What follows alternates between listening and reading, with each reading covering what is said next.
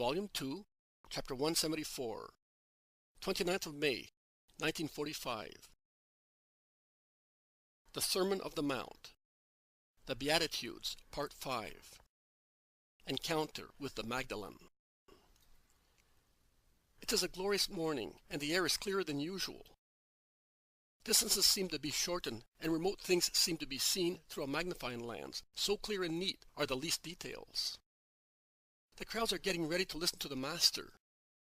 Day by day, the country is becoming more beautiful in its luxurious dress at the height of the springtime season, which in Palestine, I think, is at the end of March and beginning of April, because later it has the look typical of summertime, with ripe crops and thick, fully developed foliage. The whole country is now in bloom. From the height of the mountain, which is adorned with its own flowers, even in spots which would appear least suitable for blossom growth, one can see the flexuous corn undulating down in the plain, blown by the breeze, making it look like sea-green waves, with a pale golden hue at the top of the ears, now seeding in their bristly awns.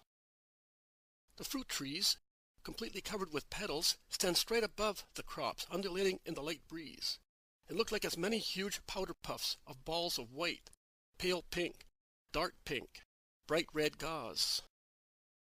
The olive trees, by contrast, in their dress of penitent ascetics, seem to be praying, and their prayers are already changing into a tentative snowfall of tiny white flowers. The top of Mount Hermon is like pink alabaster and is kissed by the sun. Two diamond threads, they look like threads from here, run down from the alabaster top, twinkling in an unbelievable fashion in the sun, and disappear into the green woods.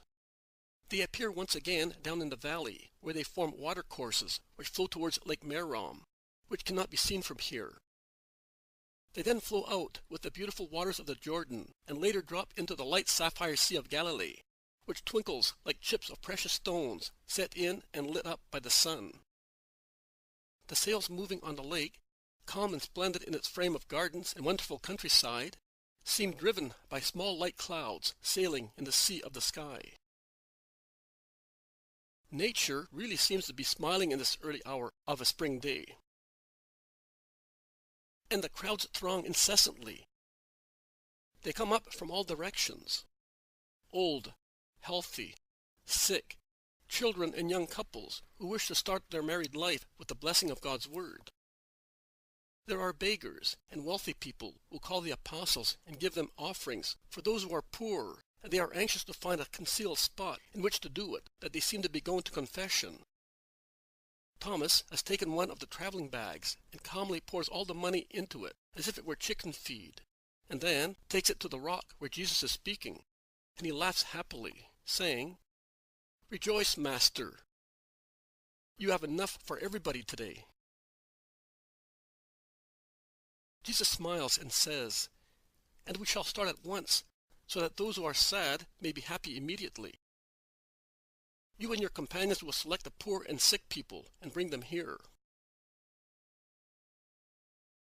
That takes a comparatively short time, although they have to listen to the cases of many people. It would have taken much longer without the practical help of Thomas, who, standing on a stone to be seen by everybody, shouts in his powerful voice, "All those suffering from physical troubles, go to my right-hand side, over there in the shade."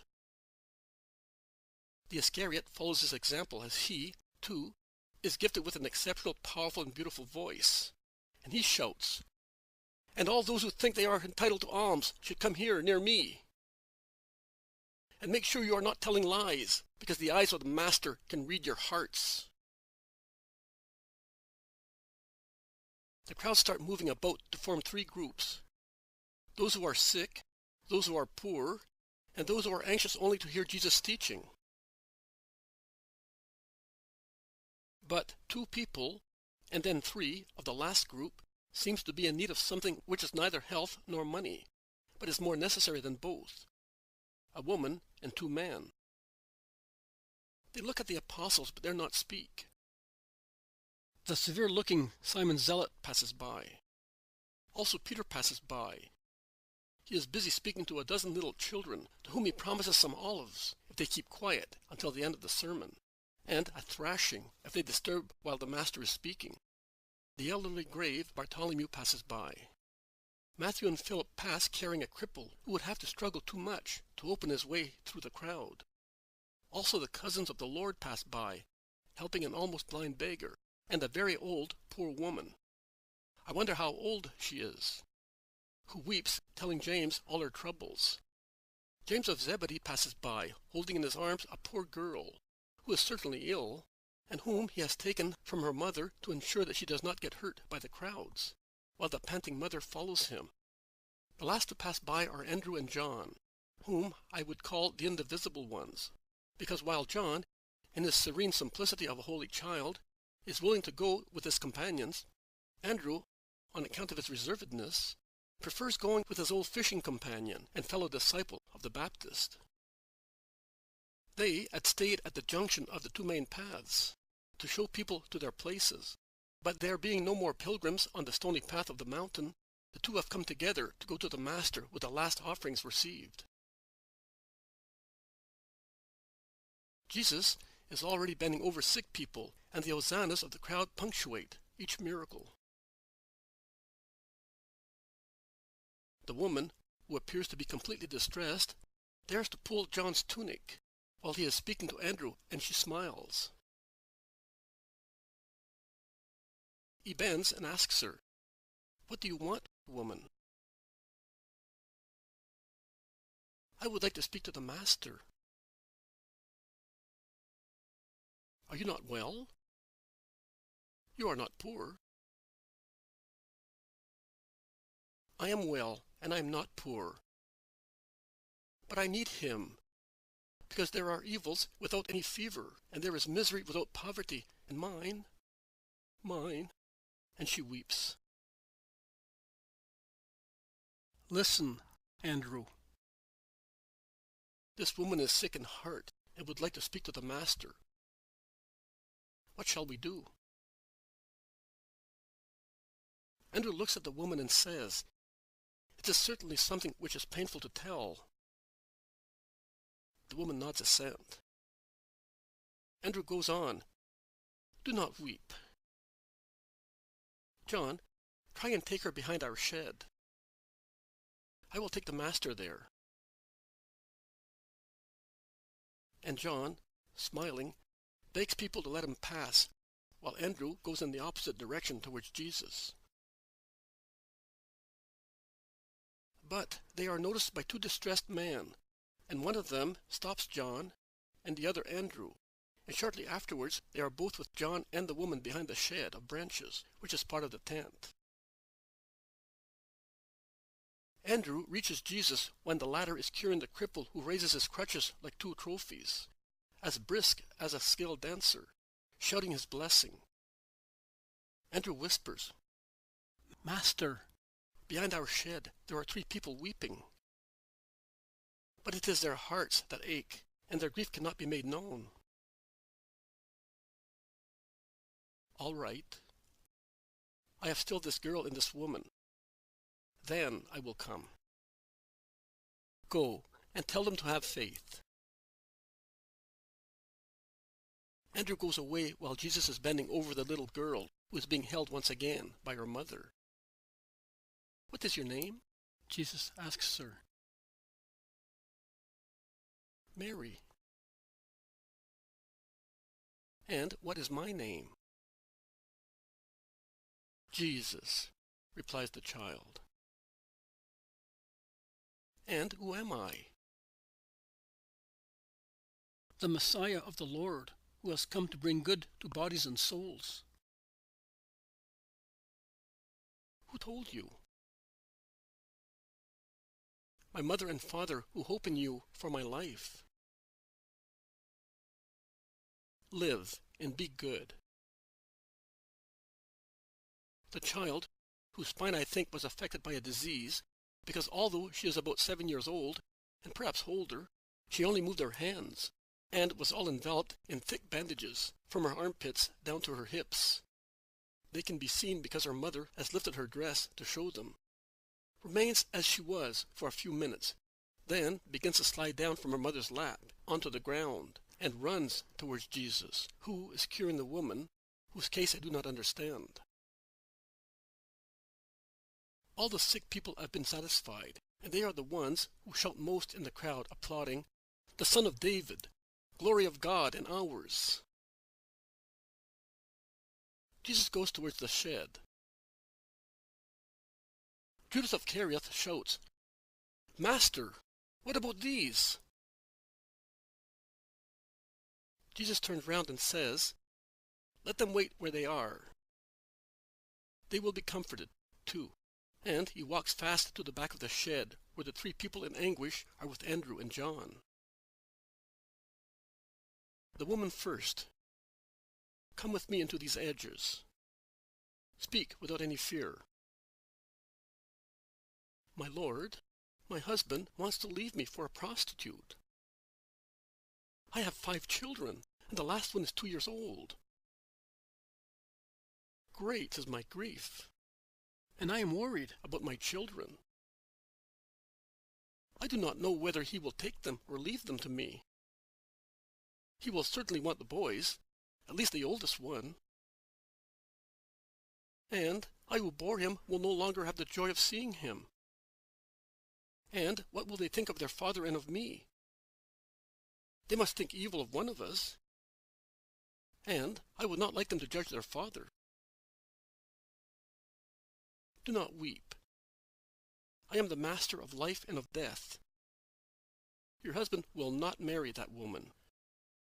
Go in peace and continue to be good." "But you will not kill him?" "Oh, Lord, I love him." Jesus smiles. "I will not kill anyone. But there is someone who will do his work. You must know that the demon is not greater than God. When you go back to your town, you will find out that someone killed that evil creature, and in such a way that your husband will realize what he was doing and will love you again with revived love." The woman kisses the hand that Jesus had laid on her head and goes away.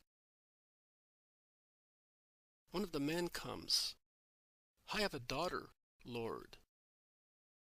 Unfortunately, she went to Tiberias with some girlfriends, and it was as if she had taken some poison.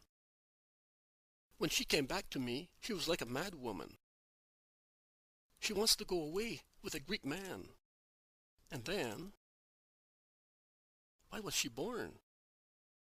Her mother is heartbroken and perhaps will die of grief.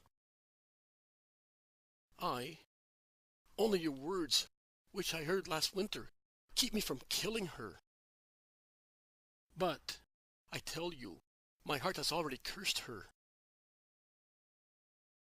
No, God, who is a father, only curses an accomplished and obstinate sin. What do you want from me?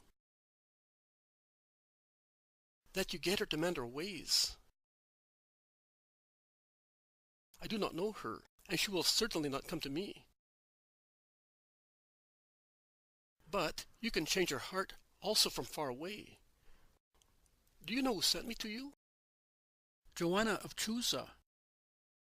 She was leaving for Jerusalem when I went to her mansion to ask her whether she knew that wretched Greek. I was afraid she might not know him, because she is good, although she lives at Tiberias. But since Chusa has contacts with the Gentiles, she does not know him. But she said to me, "Go to Jesus." He called my soul back from very far away, and he cured me, by that call, of my phthisis. He will cure also your daughter's heart. I will pray, and you must have faith. I have faith. You can see it. Have mercy on me, Master. Your daughter this evening will weep on her mother's knees, asking to be forgiven.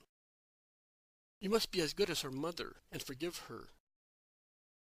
The past is dead. Yes, Master. As you wish, and may you be blessed. He turns around to go away. but retraces his steps. "Forgive me, Master, but I am so afraid. Lust is such a demon. Give me a thread of your tunic. I will put it in my daughter's pillow. The demon will not tempt her while she is asleep." Jesus smiles and shakes his head, but satisfies the man, saying, "That your mind may be quieter. But you must believe that when God says, 'I want it,' the demon goes away without any further need. So keep this as a souvenir of mine." And he gives him a small tuft from his fringe. The third man comes. "Master, my father died. We thought he had some money, but we did not find any. That would not matter, as my brothers and I are not short of bread. But I lived with my father, as I am the eldest. The other two brothers are now accusing me of stealing the money, and they want to sue me for theft. You can see my heart. I did not see a single coin. My father kept his money in a coffer in a metal case. When he died, we opened the coffer, but the case was no longer there. They say, 'Last night, while we were sleeping, you took it.' It is not true. Help me to restore peace and esteem among us." Jesus stares at him and smiles. "Why are you smiling, Master?" "Because your father is the guilty one, the guilt of a child who hides his toy lest someone should take it. But he was not a miser. Believe me. He was charitable. I know. But he was very old. 'Tis the disease of old people. He wanted to preserve things for you, and out of too much love, he caused you to fall out with one another. But the case is buried at the foot of the cellar steps. I am telling you so that you may be aware that I know. While I am speaking to you, by pure chance, your younger brother, by striking the ground angrily, caused it to vibrate, and so they discovered it, and they are now embarrassed and sorry for blaming you. Go back with a quiet mind, and be good to them. Do not reproach them for their lack of esteem." "No, my lord, I will not. But I am not going home. I am staying here to hear you. I will go tomorrow." "And if they should take that money?" "You say that we must not be greedy. I do not want to be so. It is enough for me if there is peace amongst us. On the other hand, I did not know how much money there was in the case, and thus I will not suffer for any information contrary to the truth. And I consider that the money might have been lost. I will live now as I lived before, should they deny me it. It is enough if they do not call me a thief. You are well advanced on the way of God. Proceed, and peace be with you." And also that man goes away happily. Jesus goes back to the crowds, towards the poor people, and gives them alms according to his own judgment. Everybody is happy, and Jesus can speak. "Peace be with you. I explain the ways of the Lord to you, that you may follow them. Could you follow the path that goes down on the right-hand side, and at the same time follow the one on the left-hand side? You could not. Because if you take one, you must leave the other. Even if the two paths were close together, you could not walk any length with one foot in one and one in the other. You would end up by being tired and making a mistake, even if there was a wager. But between the path of God and Satan's there is a great distance, which becomes greater and greater, just like the two paths that come out up here. But as they run down the valley, they become farther and farther from each other, as one goes towards Capernaum and the other towards Ptolemais. Such is life. It bestrides past and future, good and evil.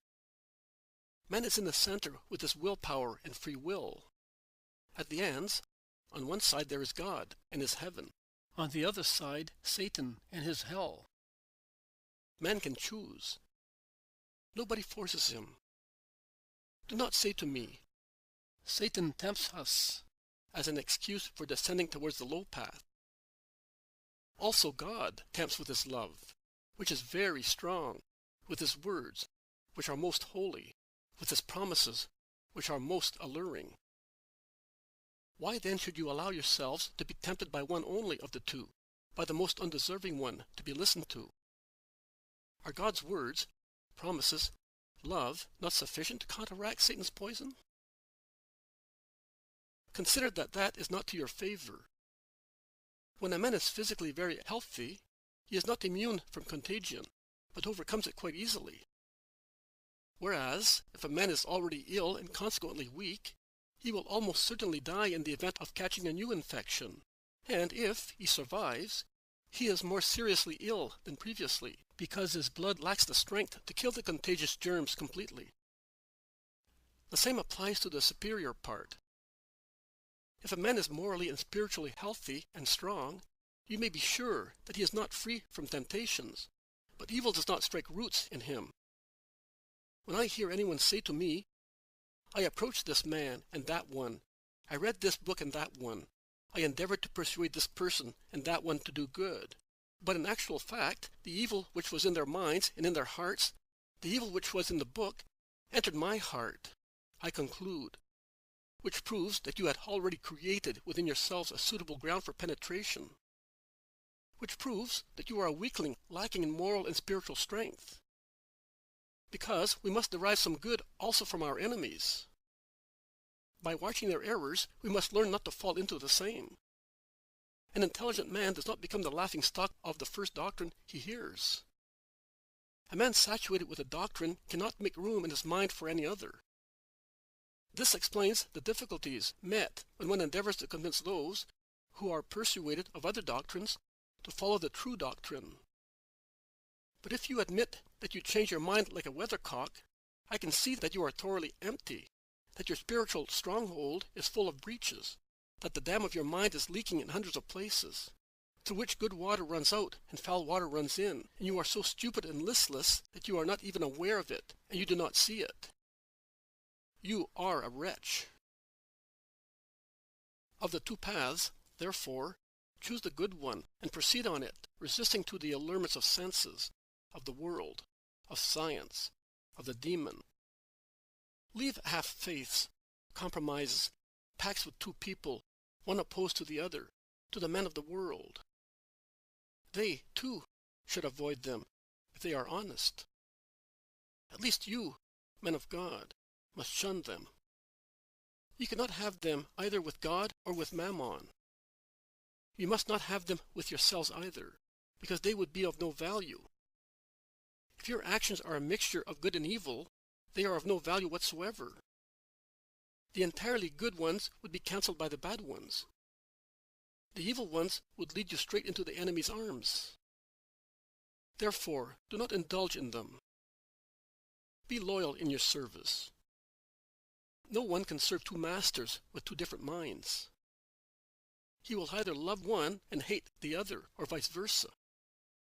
You cannot be both of God and of Mammon. The Spirit of God cannot be conciliated with the spirit of the world. The former ascends, the latter descends. The former sanctifies, the latter corrupts. And if you are corrupt, how can you act with purity? Senses light up in corrupt people, and other lusts follow senses. You already know how Eve was corrupted, and how Adam became corrupt through her.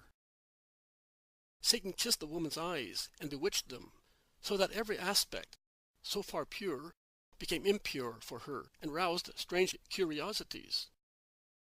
Then Satan kissed her ears and opened them to the words of a new science, his own.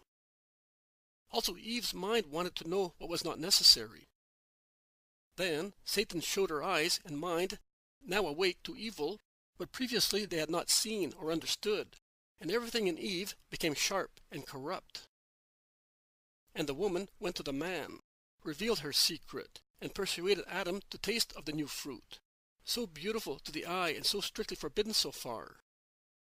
And she kissed him and looked at him with mouth and eyes already fouled by Satan's gloomy disorder.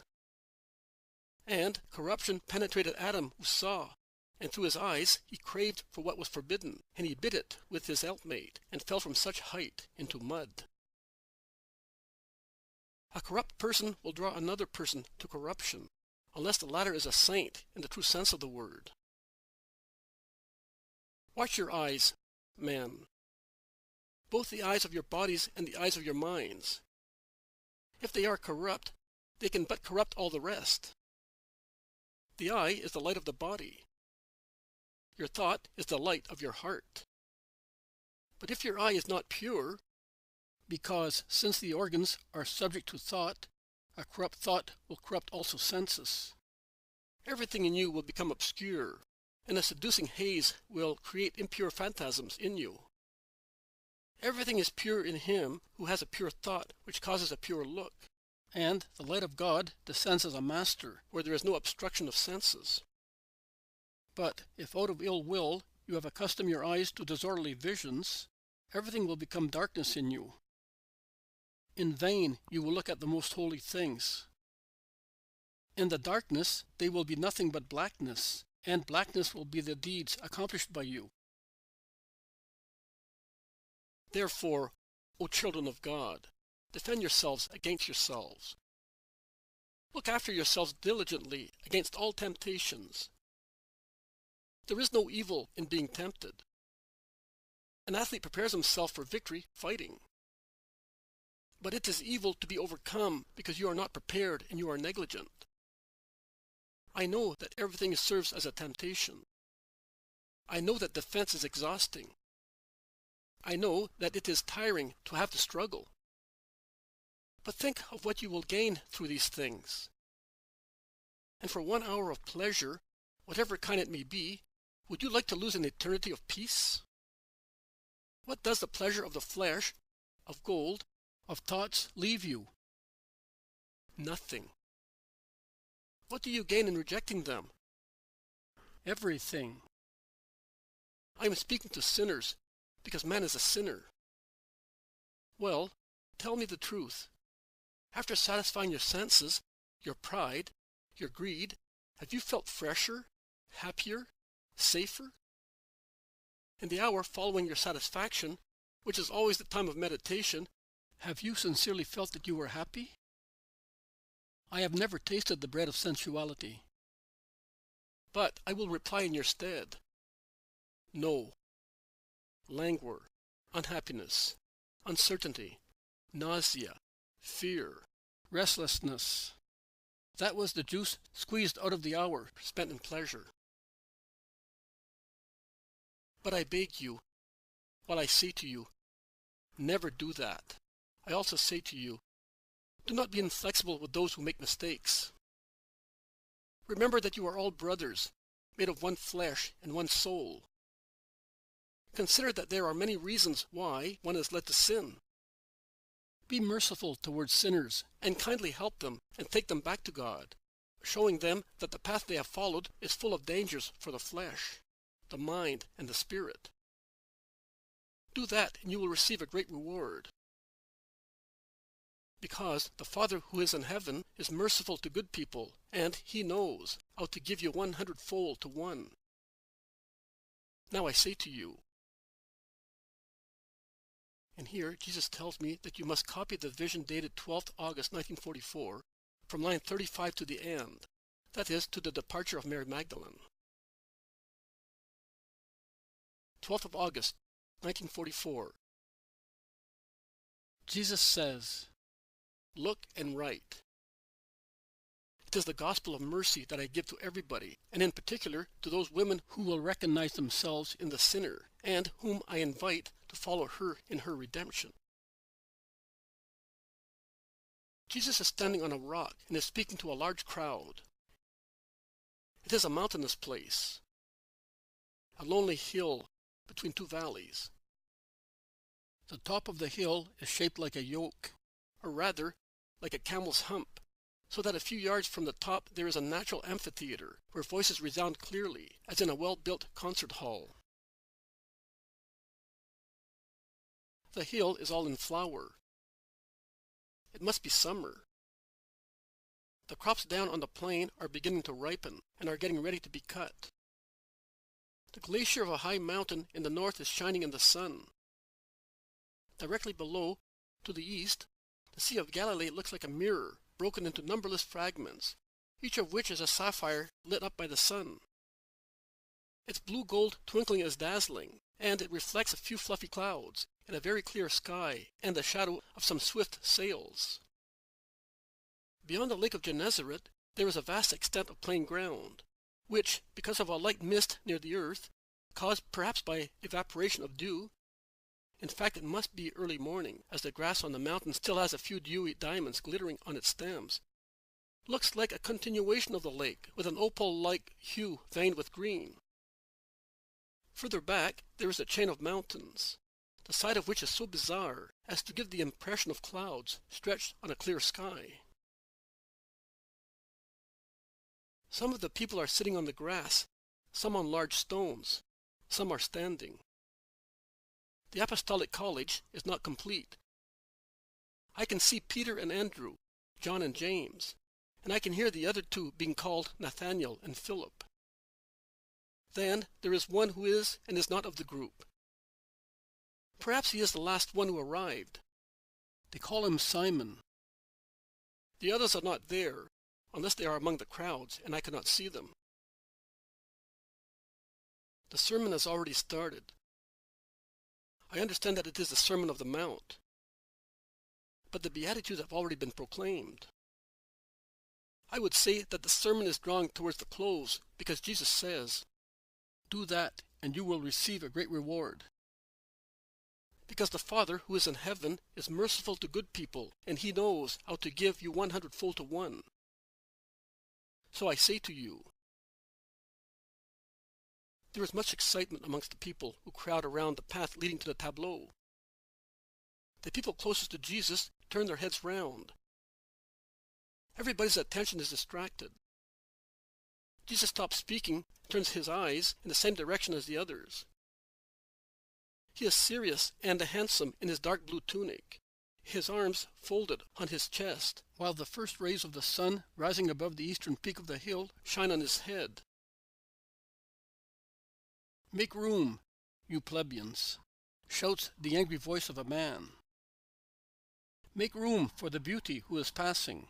And 4 dandies, smartly dressed, come forward, one of whom is certainly Roman, because he is wearing a Roman toga. They are carrying Mary of Magdala, still a great sinner, triumphantly on their hands, crossed to form a seat. And she smiles with her beautiful mouth, throwing back her head and her golden hair, which is all plaits and curls held by precious hairpins, and a pale gold leaf strewn with pearls, which encircles the upper part of her forehead like a diadem, from which small light curls hang down to veil her splendid eyes, made larger and more seductive by a refined make-up. The diadem disappears behind her ears, under the mass of plaits at the back of her snow-white, completely bare neck, and her nakedness extends much farther down than her neck. Her shoulders are bare down to her shoulder blades, and her breast even more so. Her dress is held on her shoulders by 2 little gold chains. It is completely sleeveless. Her body is covered, so to say, by a veil, the only purpose of which is to protect her skin from sunburn. The dress is of a very light fabric, in which she throws herself back out of affection against one or the other of her lovers. She seems to be doing so completely nude. I am under the impression that the Roman is the one she prefers, because she glances and smiles at him more frequently, and rests her head on his shoulder. The desire of the goddess has been satisfied, says the Roman. Rome has acted as a mount for the new Venus. Over there is the Apollo you wanted to see. Seduce him, therefore. But leave some crumbs of your charm also to us. Mary laughs and with an agile, provoking movement she jumps to the ground, showing her small feet shod in white sandals with golden buckles, as well as a good length of her leg.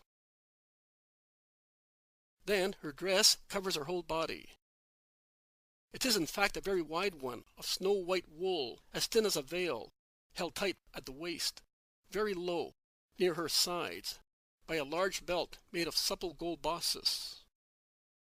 And she stands on the green tableland, where there is a vast amount of lilies of the valley, and wild narcissi, like a flower of flesh, an impure flower, which has opened there by witchcraft.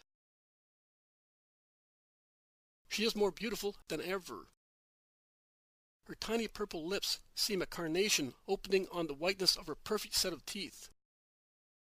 Her face and body would satisfy the most exacting painter or sculptor, both because of her complexion and her figure. With her broad breast, her perfectly sized sides, her naturally supple slender waist, as compared with her sides and breast, she looks like a goddess, as the Romans said, a goddess sculptured in a light pinkish marble, on the sides of which a fabric is draped, and then hangs in the front in a mass of folds. Everything has been devised to please. Jesus stares at her, and she defiantly resists his look, while she smiles and twists lightly as the Roman tickles her, running on her bare shoulders and breast a lily picked among the grass. Mary, with affected indignation, lifts her veil, saying, "Have respect for my innocence," which causes the floor to burst into a guffaw. Jesus continues staring at her. As soon as the noise of the laughter fades away, Jesus resumes speaking, as if the apparition of the woman had kindled the flame of the sermon, which was losing intensity in its conclusion, and no longer looks at her. He looks instead at his audience, who seem embarrassed and scandalized at the event. Jesus says, "I told you to be faithful to the law, to be humble and merciful, to love not only your brothers by the flesh, but also those who are brothers because they were born, like you, of man. I told you that forgiveness is better than hostility, that compassion is better than stubbornness. But now I tell you that you must not condemn unless you are free from the fault you wish to condemn. Do not behave like the scribes and Pharisees, who are severe with everybody except themselves, who call impure what is exterior, and can only contaminate what is exterior, and then they receive impurity in the very depth of their hearts. God does not stay with the impure, because impurity corrupts what is the property of God, souls, and in particular the souls of children, who are angels spread over the earth. Woe to those who tear off their wings with the cruelty of devilish beasts and throw those flowers of heaven into the mire, by letting them taste the flavor of material things. Woe! It would be better if they died struck by thunderbolts rather than commit such sin. Woe to you, rich and fast-living people, because it is amongst you that the greatest impurity thrives, and idleness and money are its bed and pillow. You are now sated. The food of concupiscence reaches your throats and chokes you. But you will be hungry, and your hunger will be terrible, insatiable, and unappeasable forever and ever. You are now rich. How much good you could do with your wealth! Instead, you do so much harm both to yourselves and to other people. But you will experience a dreadful poverty on a day that will never end. You now laugh. You think you are triumphing. But your tears will fill the ponds of Gehenna, and they will never cease. Where does adultery nestle? Where does the corruption of young girls hide? Who has 2 or 3 licentious beds, in addition to his own matrimonial one, on which he squanders his money and wastes the strength of a healthy body given to him by God, that he may work for his family, and not to wear himself out through filthy unions, which place him below unclean beasts? You heard that it was said, 'You shall not commit adultery.' But I tell you that he who looks at a woman lustfully, that she who wished to go with a man, has already committed adultery in his or her heart, simply by that. There is no reason which can justify fornication, None. Neither the abandonment nor the repudiation of a husband, nor pity for the repudiated woman. You have one soul only. When it is joined to another soul by a pact of faithfulness, it must not lie. Otherwise, the beautiful body for which you sin will go with you, O impure souls, into the inexhausted fire. Mutilate your body rather than kill it forever by damning it. Come to your senses, O rich man, verminous sinks of vice, so that you may not disgust heaven. Mary, who at the beginning listened with a face which was a dream of allurement and irony, sneering now and again, at the end of the sermon becomes livid with rage. She realizes that although Jesus does not look at her, he is speaking to her. She becomes more and more livid and rebellious, and at last can resist no longer. She spitefully envelops herself in her veil, and followed by the glances of the crowds jeering at her, and by Jesus' voice, which pursues her, she runs down the slope of the mountain, leaving strips of her dress on the thistles and dog rose bushes growing on the edges of the path, laughing out of anger and mockery. I see nothing else. But Jesus says, you will see more. 29th of May, 1945. Jesus resumes. You are indignant at what happened. For 2 days our shelter, which is well above the mud, has been upset by Satan's hiss. It is therefore no longer a shelter, and we will leave it. But I wish to conclude this code of the most perfect in this wide and bright horizon. God really appears here in the majesty of the Creator, and watching his marvels, we can firmly believe that he, and not Satan, is the master. The evil one cannot create even a blade of grass. But God can do everything. This should comfort us. But you are already in the sun, and that is harmful. Spread out on the slopes where there is shade and it is cool. Have your meals, if you wish so. I will speak to you again on the same subject. Many things have delayed us. But do not be sorry about it. You are with God here. The crowds shout, yes, we are. With you. And they move under the thickets spread on the eastern side so that the slope of the hill and the tree branches shelter them from the sun, which is already too warm. In the meantime, Jesus tells Peter to take the tent down. Are we really going away? Yes, we are. Because she came? Yes, but do not tell anybody, especially the zealot. He would be upset because of Lazarus. I cannot allow the word of God to be mocked at by heathens. I see. Well, there is another thing you must remember. Which, Master? That it is necessary to be silent in certain cases. Please do not forget. You are so dear, but you are also so impulsive as to burst out into biting criticism. I understand.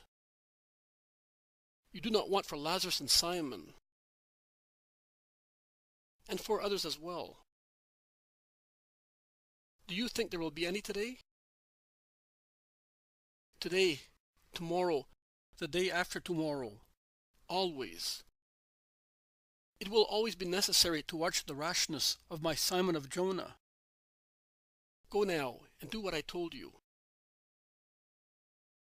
Peter goes away, calling his companions to help him. The Iscariot is pensive in a corner. Jesus calls him 3 times, but he does not hear. At last he turns round. Do you want me, Master? He asks. Yes, go and take your food and help your companions. I am not hungry. Neither are you. Neither am I, but for different reasons. Are you upset, Judas? No, Master. I'm tired.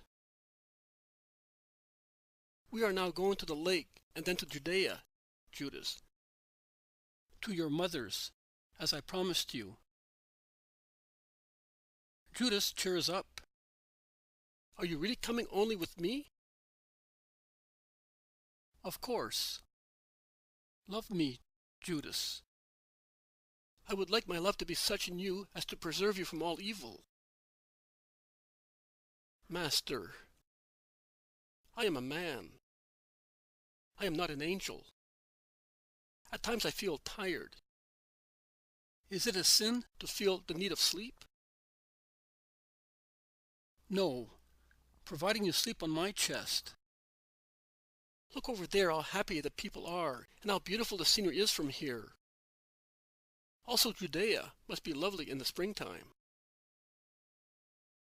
Most beautiful, Master. But spring, there, on the mountains, which are higher than here, is later. But there are beautiful flowers. The apple orchards are magnificent. Mine, which is looked after by my mother, is one of the most beautiful ones. And when she moves about in it, with the doves following her to get some corn, believe me, it is a sight that soothes your heart. I believe you. If my mother is not too tired, I would like to take her to see yours. They would love one another, because they are both good. Judas, drawn by this idea, cheers up, and forgetting that he was not hungry and he was tired, runs happily to his companions, and tall as he is, he undoes the topmost knots without any trouble, and eats his bread and olives, as happy as a child. Jesus looks at him pitifully, and then goes towards the apostles. Here is some bread, Master. And an egg. I got that rich man over there, the one wearing the red tunic, to give me it. I said to him, You listen, and you are hungry. He speaks and is exhausted. Give me one of your eggs. It will do him much more good than it would do you. Peter. No, Lord. You are as pale as a baby sucking from an empty breast, and you are becoming as thin as a fish after the mating season. Let me see to it. I do not want to have to reproach myself. I will put it under these warm ashes of the faggots I burnt, and you will eat it. Don't you know that it is... How many? Most certainly weeks that we have been feeding on bread and olives and a little milk. One could say that we are purging ourselves. And you eat less than everybody and speak for everybody. Here is the egg. Take it while it's warm. It will do you good. Jesus obeys, and seeing that Peter is eating bread only, he asks, And what about you? Where are your olives? Shh. I need them for after. I promised them. To whom? To some children. But if they are not quite until the end, I will eat the olives and give them the stones. That is, blows. Very good indeed. Hey, I would never do that. But if we don't say so, I got so many blows myself, and if they had given me all the ones I deserved for all my pranks, I should have had 10 times as many. But they do you good. I am like this because I got them. They all laughed at the apostles' sincerity. Master, I would like to remind you that today is Friday, and that these people... I don't know whether they will be able to get food in time for tomorrow, or reach their homes, says Bartholomew. That's true. It is Friday. Several of them say. It does not matter. God will provide. But we will tell them. Jesus stands up and goes to his new place, in the middle of the crowds spread in the tickets. First of all, I wish to remind you that this is Friday. I say that those who are afraid they cannot reach their homes in time and are not in a position to believe that God will provide food for his children tomorrow should go away at once, so that they will not be still on the road at sunset. Of all the crowd there, about 50 people get up. All the others stay where they are. Jesus smiles and begins to speak. You heard that in the old days it was said, "You shall not commit adultery." Those who among you have heard me in other places know that I have spoken about that sin several times. Because, look, as far as I am concerned, it is not a sin for one person only, but for two or for three. I will make myself clear. An adulterer sins with regard to himself. He sins with regard to his accomplice, and sins causing the betrayed wife or husband to sin, that may in fact be led to despair or to commit a crime. That with regard to the accomplished sin. But I will say more. I say, not only the accomplished sin, but the desire to accomplish it is already a sin. What is adultery? It is to crave for him who is not ours, or for her who is not ours. One begins to sin by wishing, continues by seduction, completes it by persuasion, crowns it by the deed. How does one begin? Generally with an impure glance. And that is connected with what I said before. An impure eye sees what is concealed from a pure eye, and through the eye thirst enters the throat, hunger enters the body, and fever the blood. A carnal thirst, hunger, fever. Delirium sets in. If the person looked at is honest, the delirious looker-on is left alone on tenterhooks, or will denigrate in revenge. If also the person looked at is dishonest, he will reply to the look, and the descent into sin begins. I therefore say to you, if a man looks at a woman lustfully, he has already committed adultery with her, because his thought has accomplished the deed of his desire. If your right eye should cause you to sin, tear it out and throw it away. It is better for you to be without one eye than to be thrown into the infernal darkness forever. And if your right hand should cause you to sin, cut it off and throw it away, for it will do you less harm to lose one part of you than to have your whole body go to hell. It is true that it is written that deformed people cannot serve God in the temple. But after this life, the deformed by birth who are holy and those who are deformed out of virtue will become more beautiful than angels and will serve God, loving him in the happiness of heaven. It has also been said to you, anyone who divorces his wife must give her a writ of dismissal. But that is to be condemned, for it does not come from God. God said to Adam, "This is the helpmate I made for you. Be fruitful, multiply, fill the earth and conquer it." And Adam, full of superior intelligence, because sin had not yet dimmed his reason, made perfect by God, exclaimed, "This at last is bone from my bones, and flesh from my flesh. This is to be called woman, that is, another eye, because this was taken from man. This is why man leaves his father and mother and joins himself to his wife, and the two become one body." And in an increased splendor of light, the eternal light approved, smiling Adam's word, which became the first indelible law. Now, if owing to the ever-increasing hardness of man, the human lawgiver had to give a new law, if owing to the ever-increasing inconstancy of man, the lawgiver had to put a restraint and say, "If you have dismissed her, you cannot take her back," that does not cancel the first genuine law, passed in the earthly paradise, and approved by God. I say to you, whoever divorces his wife, except for the sake of fornication, exposes her to adultery. Because what will the divorced woman do in 90% of the cases? She will get married again. With what consequences? Oh, how much there is to be said about that. Do you not know that you can cause involuntary incest by such system? How many tears are shed because of lust, Yes. Lust. There is no other name for it. Be frank. Everything can be overcome when the spirit is righteous. But everything is an excuse to satisfy sensuality when the spirit is lustful. Woman's frigidity, dullness, ineptitude for housework, shrewish tongue, love for luxury, everything can be overcome, also diseases and irascibility, if one loves holily.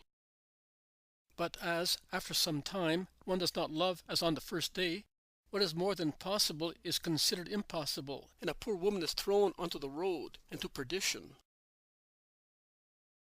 Who rejects her commits adultery. He who marries her after the divorce commits adultery. Death only dissolves a marriage. Remember that. And if your choice is an unhappy one, bear the consequences as a cross, being both of you unhappy but holy, without making also the children unhappy, as they are innocent, and suffer more because of such unfortunate situations. The love for your children should cause you to ponder 100 times, also in the case of death of your partner. Oh, I wish you could be satisfied with what you already have had. And to which God said, Enough. I wish you, widows and widowers, realized that death is not an attenuation but an elevation to the perfections of parents. To be a mother in place of a dead mother. To be a father in the place of a deceased father. To be two souls in one and receive the love for the children from the cold lips of the dying partner and say, Go in peace, without worrying for those who were born of you. I will continue to love them, on my own and on your behalf. I will love them twice and will be their father and mother, and they will not suffer the unhappiness of orphans. Neither will they feel the inborn jealousy that the children of a remarried consort experience with regard to him or her who takes a sacred place of mother or father, called by God to a new abode. My children, my sermon is drawing to its end, as the day is nearing its end, while the sun is setting in the west. I want you to remember the words of this meeting on the mountain. Engrave them in your hearts. Read them over and over again, and very often. Let them be your everlasting guidance.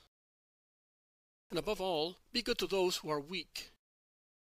Do not judge that you may not be judged. Remember that the moment might come when God could remind you, that is how you judged.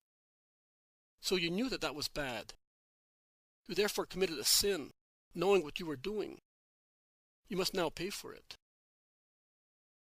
Charity is an absolution. Be charitable to everybody and in everything. If God gives you much assistance to keep you good, do not be proud of it. But endeavor to climb the full length of the ladder of perfection, and give a hand to those who are tired or unaware, and to those who are easily disappointed. Why do you observe so diligently the splinter in your brother's eye, if first you do not go to the trouble of taking the plank out of your own eye? How dare you say to your brother, Let me take the splinter out of your eye, while the plank in your eye is blinding you? Son, do not be a hypocrite. Take the plank out of your own eye first, and then you will be able to take the splinter out of your brother's eye, without ruining him. As you avoid being uncharitable, avoid also being imprudent. I said to you, give a hand to those who are tired or unaware, and to those who are easily disappointed. But if it is charity to teach the ignorant, to encourage the tired, to give new wings to those whose old ones are broken, it is imprudent to reveal the eternal truths to those affected by Satanism, who take possession of them to pretend they are prophets, to insinuate themselves among simple people, to corrupt, to lead astray, and sacrilegiously foul the things of God. Absolute respect, to be able to speak, to be silent, to ponder, to act, are the virtues of the true disciple in order to make proselytes and serve God. You are gifted with the faculty of reason, and, if you are just, God will grant you all the light to make a better use of your reason. You must consider that the eternal truths are like pearls, and no one has ever seen pearls thrown in front of pigs, which prefer acorns and rank broth to precious pearls. which they could crush under their feet, and then, furious at being mocked at, they would turn against you to tear you to pieces. Do not give dogs what is holy. That is for the present and for the future. I have told you much, my children. Listen to my words. He who listens to them and puts them into practice can be compared to a thoughtful man, who, wishing to build a house, chose a rocky place. He certainly worked hard to lay the foundations. He had to work with pick and stone chisel. He got callous hands and broke his back. But he was able to put lime in the fissures of the rocks and lay bricks one close to the other, like the wall of a fortress, and the house was as solid as a mountain. The house was exposed to the inclemency of the weather and to downpours. The rain caused the rivers to overflow their banks. The winds whistled. The waves beat it. But the house resisted everything. Such is he who has a sound faith. Instead, who listens superficially and does not strive to engrave my words in his heart, because he is aware that to do so he would have to work hard, suffer, and extirpate too many things, is like a man who, out of indolence and foolishness, builds his house on sand. As soon as the inclement weather comes, the house quickly built quickly collapses, and the forlorn fool contemplates the rubble of the house and the ruin of his capital. And, in that case, the ruin can be repaired, with expenses and work. But if the edifice of the spirit crashes, because it was badly built, there is no way to rebuild it. One cannot build in future life. Woe to those who present themselves there with rubble. I have finished. I am now going down towards the lake, and I bless you in the name of the one and trine God. May peace be with you. But the crowd shout, "We are coming with you. Let us come. No one has words like yours." And they begin to follow Jesus, who goes down on the opposite side from which he came up, and which is in the direction of Capernaum. The descent is steeper but faster, and they soon reach the foot of the mountain, on a green flowery plain. Speaking to Maria Valtorta, Jesus says, "Enough for today. Tomorrow